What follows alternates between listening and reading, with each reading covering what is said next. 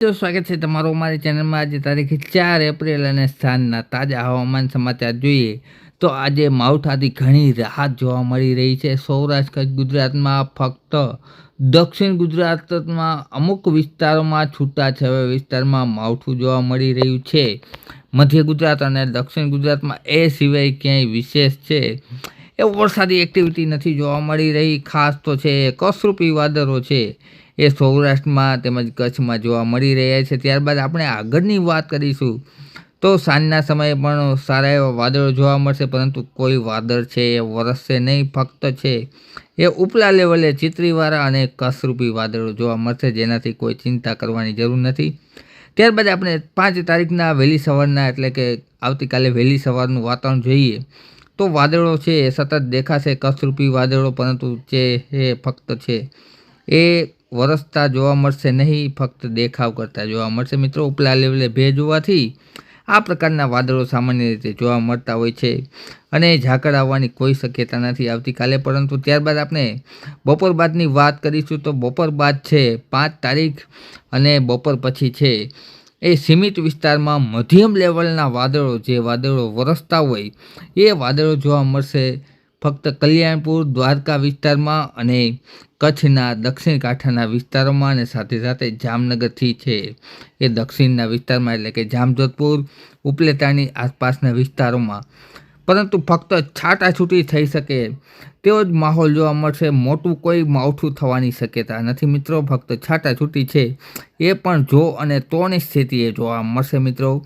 ત્યારબાદ આપણે વાત કરીએ 6 તારીખની તો 6 તારીખના રોજ છે વહેલી સવારે વાતાવરણ છે સાફ મળશે મિત્રો। અમે તમને પડની કલાક પૂરતું કલાક માટેનું હવામાનની માહિતી આપીએ છીએ। ઊંડો વિચાર કરી અને ગહન ચર્ચા બાદ છે અમે વિડીયો તમારી સમક્ષ રજૂ કરતા હોય છે, એટલે અમને પૂરો સપોર્ટ આપવા મિત્રો વિનંતી। ત્યારબાદ આપણે 6 તારીખ અને 10 વાગ્યાની વાત કરીએ તો ફરીથી છે એ અરબ સાગરમાં માવઠારૂપી વાદળો છે એ જોવા મળશે। પશ્ચિમી વિક્ષોભની અસ્થિરતા છે એ ફરીથી છે જોવા મળશે મિત્રો, જેના હિસાબે છે ફરીથી વાદળછાયું વાતાવરણ, અને તમે જોઈ શકો છો ખાસ કરીને પાકિસ્તાન અને કચ્છ બોર્ડર આસપાસ 6 તારીખના રોજ બપોરના 3 થી 5 વચ્ચે છે એ સીમિત વિસ્તારમાં માવઠું જોવા મળશે મિત્રો, કચ્છ અને પાકિસ્તાન બોર્ડરની આસપાસના વિસ્તારોમાં। અને આ માવઠું છે પશ્ચિમી વિક્ષોભ એ રાજસ્થાનમાં પણ વરસાદ આપશે મિત્રો। ત્યારબાદ આપણે મહત્ત્વની વાત કરવાની છે તારીખ 7ની તો તારીખ 7ના રોજ છે એ ફરીથી માહોલ છે એ માવઠાનો જોવા મળશે મિત્રો। સૌરાષ્ટ્ર કચ્છ ગુજરાતમાં છે એ ફરીથી માવઠું છે જોવા મળશે, જેમાં શરૂઆત છે સવારના 11થી છે એ કચ્છના નલિયા તેમજ ગાંધીધામ, આ ઉપરાંત માંડવી, ભુજ વિસ્તાર, માતાના મઢ વિસ્તાર, આ ઉપરાંત રાપર તેમજ સુરેન્દ્રનગરના રણની આસપાસના વિસ્તારોમાં છૂટાછવાયા વિસ્તારમાં છે એ માવઠું જોવા મળશે મિત્રો 7 તારીખના રોજ। અને ત્યારબાદ સૌરાષ્ટ્રની વાત કરીએ તો સૌરાષ્ટ્રના જૂનાગઢ, આ ઉપરાંત રાજકોટ ઉપલેટા વિસ્તારમાં તેમજ દ્વારકાના વિસ્તારોમાં અને મોરબી સહિતના વિસ્તારોમાં છે એ સીમિત વિસ્તારમાં છૂટાછવાયા વિસ્તારમાં છે એ માવઠું જોવા મળશે। અને બપોર બાદની વાત કરીએ તો બપોર બાદ છે એ સૌરાષ્ટ્ર કચ્છ ગુજરાતમાં ઘણા વિસ્તારોમાં માવઠું જોવા મળશે મિત્રો, પરંતુ ગઈકાલે જેવું માવઠું હતું તેવું માવઠું જોવા નહીં મળે, તેના કરતાં તીવ્રતા છે એ પ્રમાણમાં ઓછી જોવા મળશે, પરંતુ માવઠું થશે 7 તારીખના રોજ તે 100% સચોટ ગણાવી શકાય। મહેસાણા વિસ્તારમાં, અમદાવાદમાં, બનાસકાંઠા તેમજ પાટણ, રાધનપુર, આ ઉપરાંત અરવલ્લી વિસ્તારમાં, છોટાઉદેપુરના વિસ્તારોમાં, સાબરકાંઠાના વિસ્તારોમાં। ત્યારબાદ વાત કરીએ તો સુરેન્દ્રનગર, ધોળકા, નડિયાદ, ખંભાત, બોટાદ, આ ઉપરાંત વડોદરા, જસદણ, રાજકોટ, ચોટીલા, ગોંડલ।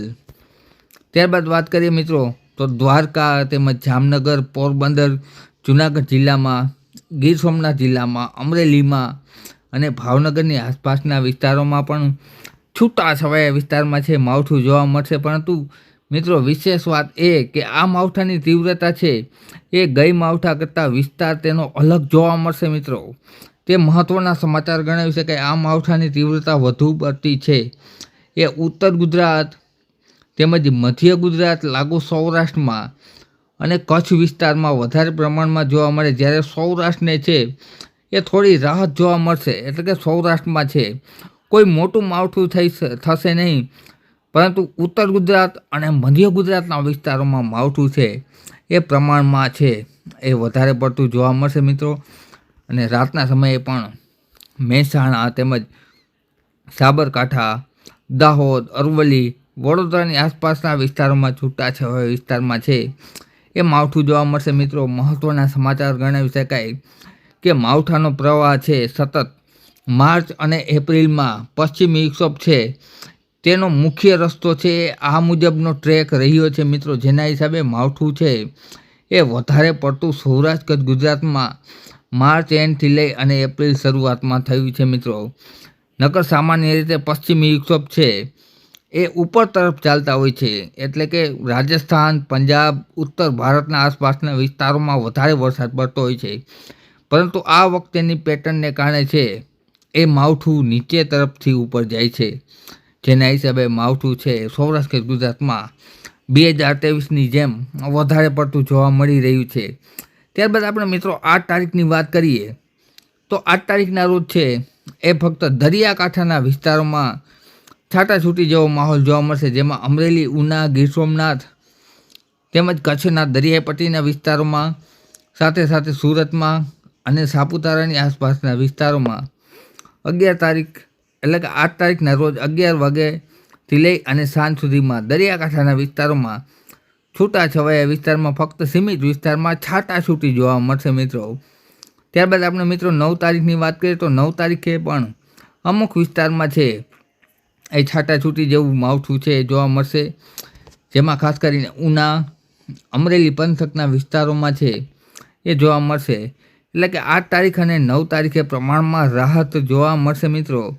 આ એક સારા સમાચાર ગણાવી શકાય. પરંતુ ત્યારબાદનું વાતાવરણ છે 10 તારીખ બાદનું વાતાવરણ છે હજુ એમાં ફેરફાર આવવાની શક્યતા છે એ વધારે પ્રમાણમાં રહેતી હોય છે મિત્રો. 9 તારીખ સુધીની વાત કરીએ તો 7 અને 8 તારીખના રોજ છે એ માવઠું જોવા મળશે, જેમાં ખાસ કરીને 7 તારીખે મુખ્ય માવઠાની તારીખ હશે મિત્રો. ત્યારબાદ માવઠાથી રાહત જોવા મળશે. તારીખ 11 સુધી છે એ માવઠું નહીં જોવા મળે મિત્રો. મોટા સમાચાર ગણાવી શકાય. ને ત્યારબાદ છે એ કેવી સ્થિતિ રહેશે તેને લગતી વાત છે એ આપણે આવનારા વિડીયોમાં કરતા રહીશું. પરંતુ તમે જોઈ શકો છો ફરીથી છે 11 તારીખના રોજ પશ્ચિમી વિક્ષોભ છે એ ધીરે ધીરે ક્રિએટ થઈ રહ્યું છે, એટલે કે બની રહ્યું છે, વાદળનો સમૂહ થઈ રહ્યો છે.